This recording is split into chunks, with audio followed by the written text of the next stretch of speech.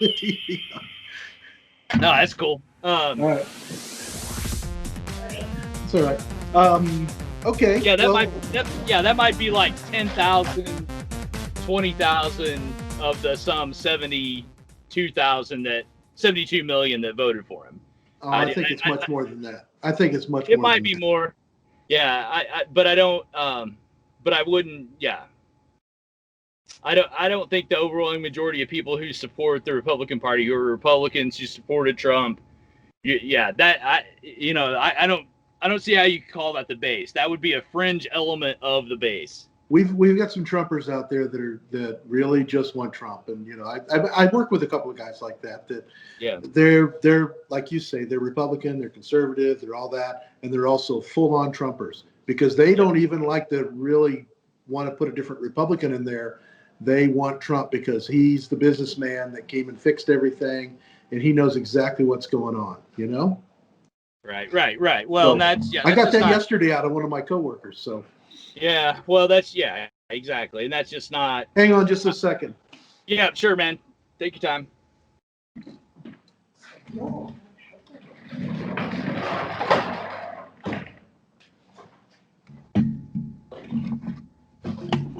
I should have shut that door beforehand. Sorry about that.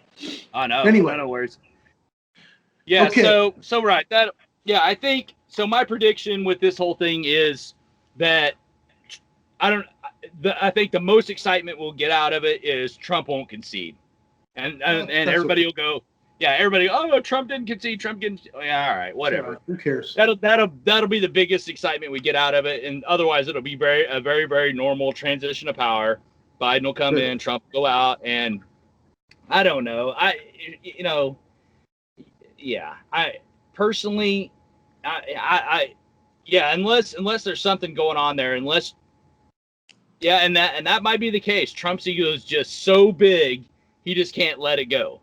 Yep. And if I'm sitting in his situation, and I'm just gonna go on the lecture circuit, and I'm gonna go fishing, and I'm gonna be like, see you guys later. He can't because his ego is so big. He's got to have all that coming back to him all the time. Right. But he's got to come up with a way to. It's going to be like he wants to do rock concerts, and he wants everybody to pay $100 a head to come in and see him. And right now he can do it. We'll see what happens when he gets his network going and his shows and all the other stuff. Because I think that he's been so quiet for the last week, and I hope he's quiet all the way through this midnight regulation period. When we get past that, the pucker factor goes down a little bit because we don't think he's doing something crazy. I think he's probably doing something for himself right now. He's figuring out an exit strategy and how he can monetize this on the way out the door and carry his base and go through their wallets. I think that's what he's trying to do right now. Yeah, it might be. Yeah, and then just to counter that, my money is on. He's just done. He's done. He got beat. Yep. He's been embattled for 4 years now. Mm-hmm. How many more go arounds of this do you really want? Yeah. And I mean, at the end of the day, he's still a human being. Yeah. But he still owes $500 million to somebody. And he keeps showing that he doesn't make any money on his golf course. Okay, well, I mean, if he's in financial trouble and this is how he's trying to get out of it, yeah, that's pretty stupid. Yeah. And I think that'll come to light pretty quick. I mean, one thing I think that we've seen in all the history of American politics is if you're trying to pull shenanigans, the people are going to find out about it. Eventually, they find out, and then they turn on you big time. Yep, 100%. Yeah. So whoever's advising him, if that's his situation, like I got financial problems and I don't know how to get out of it, somebody needs to say to him, Mr. President, this ain't the way to get out of it, because I promise you, A, it won't work, and B, everybody will find out about it, and C, just like you said, everybody will turn on you. Yeah. So don't go this route. Maybe we need to sell some properties. Maybe we need to do, restructure, declare bankruptcy, get whatever it is, but you don't want to go this route with it. No. And I just don't, it is beyond my comprehension for somebody to have an ego so big that they are going to take all of the, the attacks that he's been through for the past 4 years, the loss now, and say, okay, I've got to get it together and show whatever. To me, I would just be like, okay, that's cool. Hey, I got to be president of the United States, one of the most successful businessmen in this country. I got to be president, and just call it a day. I mean, I mean, if I were one of his advisors, that's what I'd say. I'd say, sir, time to call it a day. It's good. Yeah. You did good. You were president. Yeah, it's either that or he's probably trying to negotiate some of his other legal problems, because New York State seems to be after him pretty hard. Yeah, but once he's out of office, all that's that's just how it goes. I mean, the Republicans didn't pursue Hillary Clinton after she was a non-factor. After he becomes a non-factor, that's all the energy, all the wind is going to blow out of that. That nobody. So? Yeah. Oh yeah, absolutely. I mean, why do you want to waste your time trying to prosecute somebody who's a political non-entity? Yeah. Yeah. Well, he's excuse me, he's made some enemies along the way, right? He really pissed off Cuomo yesterday. Well, he did his garden interview. Yeah, well, and Cuomo's the almighty perfect governor that's ever lived. I'm not saying that. I'm just saying he's in there right now, and he's New York, and he really upset him yesterday whenever he singled him out and basically told him, like, you're letting your people die, or telling his people that he's blocking them. Yeah, well, and obviously Trump's comments can always use some nuance, but if you're the president and you've got a pharmaceutical company who's discovered a vaccine, and you've got governors like Cuomo and what's his face out there in California say, oh, we're going to retest all this. We're going to double check the FDA before we give the vaccine to our people. Then as president, I would say, okay, fine. You go ahead and do that. I'll distribute the vaccine to everybody else who's ready to take it. And then whenever you guys decide you're ready to take the vaccine, we'll ship it to you. So you'll be the last ones to get it. The best part about all this is that Pfizer, the company that didn't take any money for R&D, that worked with a German company and the best German virologists in the world to create this thing, right? Yeah. And isn't on the hook other than they've already got the purchase order to manufacture vaccine. But the cool thing about all that is Pfizer was so smart because they can sell their vaccine formula anywhere in the world. Where the other ones, because they accepted the R&D money, those are Trump vaccines. The Pfizer vaccine is really the only one that's not a Trump vaccine because it's not sponsored by them. It's not tested by them. It's not part of that whole testing situation and all that, even though, the FDA walls got kicked down a little bit as far as expediency and everything else. But Pfizer can say, we did all the right things. We weren't affected by the government through the whole testing. And I'll take the Pfizer vaccine. And they're going to get billions of dollars from the United States government on the back end of this. Sure. Well, actually, where the big money is, they're going to get billions from Europe. Yep. Pfizer just announced a brand new factory being built in Ireland just for this kind of stuff. They announced it yesterday on LinkedIn. I agree. They played it brilliantly, but the guarantee of the Warp Speed project was you develop the vaccine, we guarantee we will buy it from you. No, that's only part of it. The other part is all the other people got paid millions, billions, whatever it was, up front for their R&D. Pfizer did not. And the reason is because they didn't want to have the T's and C's for making that happen didn't align with what their business plan was. So that's the most important part of it. Because they can sell theirs to any African nation if they want to. They can provide it for free. They can do anything they want. Well, but Pfizer's still going to make out like bandits off of every government in the world. Sure. I mean, yeah. And the others aren't. The others aren't because they're tied into Warp Speed. Well, because no. their Well, R&D is owned by the government. right, but the thing of it is that what seems clear to me is that Pfizer's willing to take money from the government on the back end of the thing, and They're not taking any. Think about the back end is all the government's doing is saying, if you come up with a vaccine, we guarantee you we're going to buy 100 million doses or whatever it is, right? Or 10 million or whatever it is. We're going to buy that many doses. They're giving them like a blanket purchase order if they can come up with it. They did the same for all of them. But all the other ones had to sign and say, yeah, we're going to do this only for America. We're going to do this only for the Trump. And Trump can stand up there and say it's all his, but Pfizer did not. Pfizer took out of their own pocket and spent their own money to do all the development and testing. And yes, they will sell finished vaccine to the United States public or to the government to be given to all of us for free. That's fine. But the others actually kind of sold their soul.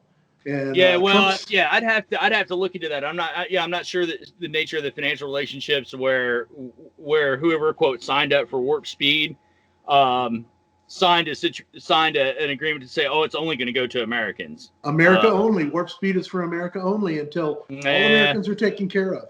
Yeah, that piece of information I've not heard anywhere. Yeah. So at any rate, but the good news is we've got a vaccine. God be praised. Yeah. So, and the good news is I like the idea of Pfizer having it. I like the way they did it, and I would take the Pfizer vaccine. Some of the others, I would be just like Cuomo or California. I'd be hesitant about it. I would question because how many things do get cut or didn't get cut? Because there's always weird little nuances that Trump leaves out or his people leave out. Like yesterday, all they were doing was slapping each other on the back about how great a job they did. We still got 250,000 people dead, even with that great job. Well, yeah. So, but on the other hand, I've not seen anything from anybody else to say, well, if we would have just done X, we'd just have done Y, if we just would have done Z, then we wouldn't have 250,000 dead. How about if Trump would have came out and showed concern in the beginning instead of being a pompous ass, showed concern in the beginning, wearing a mask and said, everybody, even you Trumpers out there, my merch link is in my bio. Go and buy a Trump mask and wear the Trump mask. Well, please. What but the thing of it is, the problem is in the beginning is Fauci was telling everybody not to wear masks. He only told people not to wear a mask because he didn't want a shortage of masks in the health industry, right? But he encouraged people to make their own, right? He encouraged people to make their own and wear it. Yeah, well, so Fauci would have come out and said, we need everybody to have masks. Okay. And Fauci isn't president now. Fauci isn't president. Right, of course. But anytime anytime Trump crosses Fauci, it seems he gets himself in some pretty deep water. Yeah. So I seriously question whether or not if you'd have had Mickey Mouse in office, I am at a point where this thing is what it is. Yeah, and it's gonna do what it's gonna do. I disagree completely. I disagree 100%. Well, but you can't. You're talking about masks, right? Mm-hmm. The president of the United States got this, the most protected individual in the entire world, right? And you're gonna tell me that if we just would have done the mask thing better, right, that would have saved the 200,000 lives? I don't think so. I think it would have saved a lot. I'll give you an example. Because I've lived other places, I've traveled a lot in the world, and other countries are not having near the problems we are with the amount. I mean, I'll break it down this way. We got 330 million people in the United States. We just went over 10 million of them have either got it or had it, right? I mean, that's the numbers from so that means 1 in 33 have been affected, right? 1 in 33 people in the entire United States. So you probably know people. I know people that have had it. Yeah. Out of those, since we've got 10 million people that have had it, 250,000, I'm using round numbers, so you don't have to do a lot of division. That means that 1 out of 40 of those people that have had it have died. So that that gives us, and they always tout this, you only have no, wait, whoa, 1 out of 40? No, your Yeah. numbers are off there. No, that's not even close. 1 out of 40? Yeah. No, 1 out of 4. Okay, 1 out of 40 who have been infected have died. That's not that. Yeah, you're gonna How many fact people check have died? that. How many people have died? In the United States, about 250,000. Okay, what's 250,000 times 40? Off the top of my head, I don't know. 250,000. Let's do it easy. What's 250,000 times 4? 1 million, right? Times 10 more, it's 10 million. 10 million people have had it. It is. It's 1 in 40 die. That's it. That's the number. That's where it really comes down to. So when everybody tells you on the news that 0.075% die, that's still the number. But everybody goes, well, there's no chance. But actually, in actuality, you have a 1 in 1,320 chance right now of dying from this as an American. 1 in 1,300 people die of it. Okay? Mm-hmm.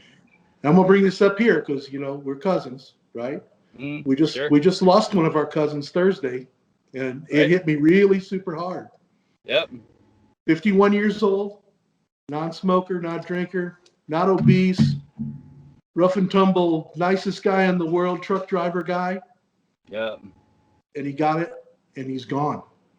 You get a 1 in 1,300 chance as being an American of dying from this.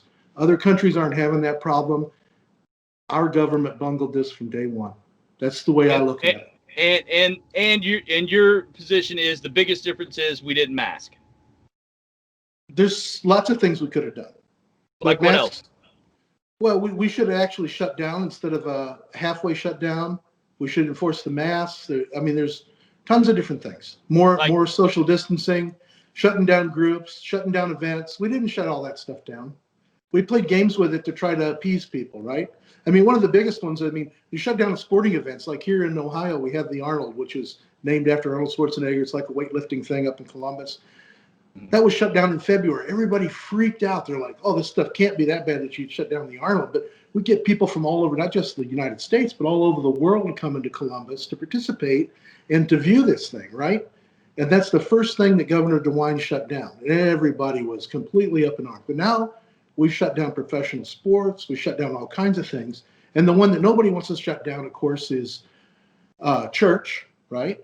Or somebody has a funeral. We're having lots of funerals right now. Nobody wants to shut down a funeral or the after funeral, the wedding, the after wedding. And those are the things that are those small nuclei that expand out. Because once, this stuff is like a venereal disease. Once one person has it and they go out and meet another person, they go out and meet another person, it just keeps going everywhere. That's why nobody can pinpoint and go, that person gave it to me. You never know because they were so far away. But the numbers don't lie. This is the numbers that are published. 330 million people, 10 million been infected, 250,000 have died. That means you got a 1 in 1,320 chance of dying of this disease right now in America. And the odds are a lot better in other places in the world. So we've done something wrong because we're supposed to be the smartest, the richest, and the best. We've done something wrong, but nobody can put their finger on it. Well, I can tell you what some of the other countries have done because they were hardcore. I lived in Taiwan for years. We went through SARS. When SARS came, they shut down everything in the whole country. They didn't let anybody go anywhere. They went to all the pharmacies. They took all the cold medications off the shelf so you couldn't mask any symptoms. They set up readers so if you walked in and out of any public place that it read your temperature. They still have them set up when you go in and out of the airports or whatever, all over Asia. That's never gone down from 2000 through today, even if you go through this. So they have a monitoring system looking for this stuff. Even China doesn't have as bad a deal as we've got. Come on, that's where it originated. All right, so what we should have done from the get-go is like a complete lockdown. No economic activity, nobody going anywhere, everybody sheltering in place. Mm-hmm. Period. End of story. No questions asked. Yep. If we were serious about it, we should have done that for 1 month. And then now, 9 months later, we could reap the benefits, similar to what New Zealand's doing now. They locked theirs completely down for a month. They basically wiped out the disease. They got it to ones and twos versus thousands and tens of thousands like we've got now. They got it down to ones and twos so that they could use contact tracing. Contact tracing here doesn't even exist. Yeah, I guarantee you it does in other countries. Absolutely. So I'm a little on edge about this right now, and I just did the numbers just for giggles, and I wanted to make sure I shared those numbers with you that 1 in 1,300 people in our country are dying from this disease. And a lot of people say, well, it's the elderly, it's the people with comorbidities, you know, the obese people, us fat boys are going to die quicker. You know, I've been at home since March. I mean, I work for a couple of different contractors, but I work at home. I've been at home since March. I haven't gone anywhere other than the grocery store, basically. And I'm not going to catch it. I'm working to do everything I can not to catch this thing. So I hope everybody else does the same thing. They got to take their own responsibility. I know it's their right to be out running around and everything, but they got to look at it, take their own responsibility to not get it. Anyway. Well, yeah, so that would have been a bold move by the administration to come out and say, okay, we're shutting everything down until this thing dies off, whether it's a month, 2 months, whatever. Nobody can work. We'll send you a check. Let's do the relief thing. Send you a check. Yeah. Have your companies send you your check. You know, auto deposit it so you got money and your bills are paid. You know, think about how long we've drawn it out and how much it's hurt our economics. I mean, okay, we got this big V-shaped recovery and all that. Okay, we finally got to the point that everybody said, geez, I've got to work because I'm completely out of money. We don't have people that have a year, 2 years worth of salary sitting in the bank, hoping that, you know, that for that rainy day. We got people that are going to get by for 1 month, 2 months, 3 months, 6 months, maybe, right? Right.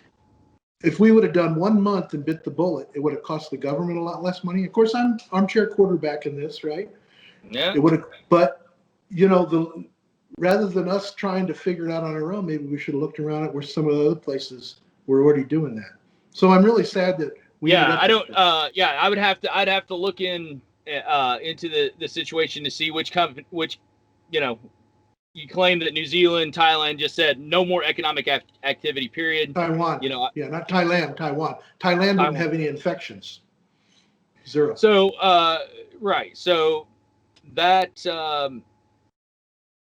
again, that's what you said Monday morning quarterbacking. I think that's what we're doing here. Yeah, we are.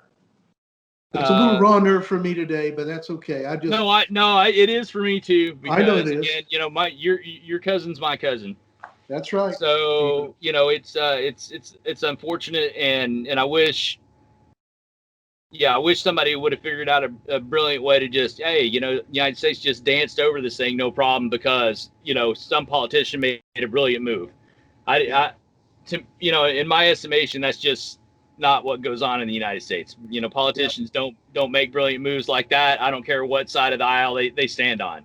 You know, you could have put Barack Obama in that situation, and I think we'd still pretty much be in the same situation we're in now. I think so, and I think it's part of our culture, really. It's just the way that, you know, we're programmed to that rugged individualist, and, you know, we have our individual, our personal rights and all that kind of stuff. Okay, well, you know, the Kiwis are rugged individualists also, but they banded together and decided to kill this disease, and they did.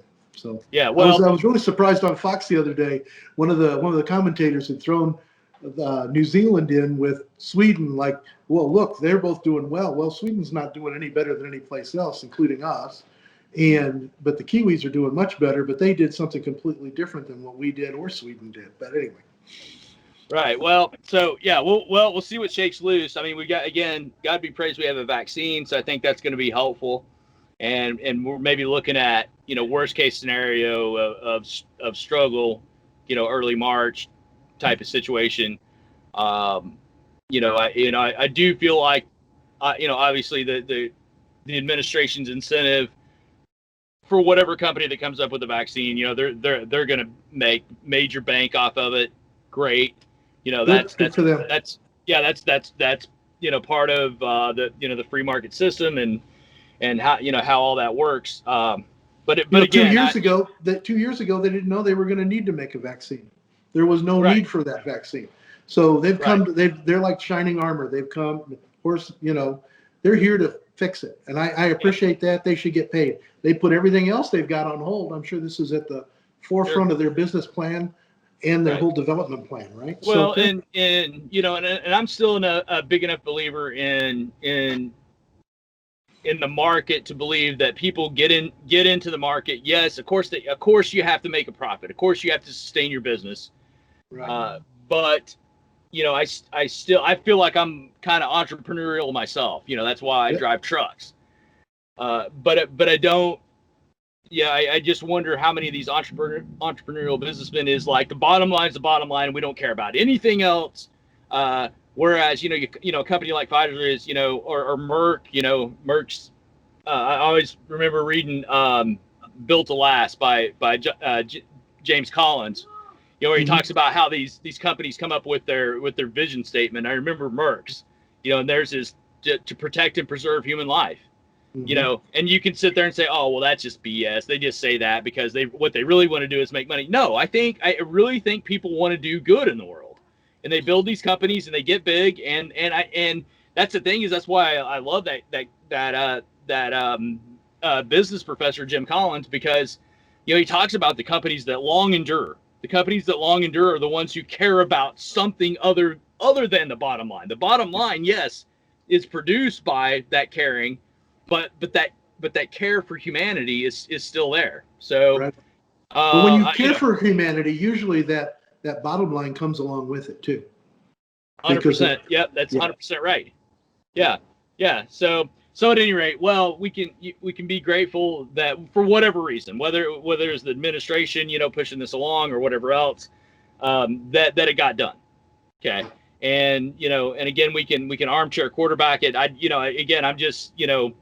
I don't buy the line that Biden put out that, you know, 200,000 Americans would be alive, including our cousin, you know, if Trump would have done something different. I just don't buy that. I think Trump and the administration muddled along, did the best they could, given the circumstances. And, you know, did they make mistakes? Yeah, probably so. But, you know, stick whoever else in that same situation, they're probably going to get similar results. You know, somebody might have come up with something brilliant and saved, you know, 20, 30,000 more lives, but you're still looking at a good 200,000 deaths from the thing. I don't know. I just don't think anybody has come along and said, well, if he would have just done this thing that was so obvious that this administration completely ignored because all they cared about was getting reelected. You know, I just don't buy that. You know, so at any rate, I think a lot of it has to do with reelected too. And I do think that politics were in play on both sides of this deal. Yep, you know, I think they were. And they shouldn't have been. You should go back to the Merck thing. Politicians should go back to their business. Right. Yeah, you know, if you want me to cite something that I wish Trump would have said back in the day was, hey, you know, we've got this great economy going on, but we've got this threat, and I don't really care if I get reelected or not. What kind of response would he have got had he come out and made that speech? I don't care if I get reelected or not. We got to do what we got to do here. Yep. And you know that's what a real leader would have done. 100%. And I don't think we have either one of those on either side of the ledger, save maybe. Well, wait a second. We only have one leader right now. Right. So we can't judge the other one yet. We're going to judge him soon. As soon as he takes over, I can tell you, I'm going to be one of his biggest critics. So, well, I hope so. Yeah. Well, we'll see what goes on.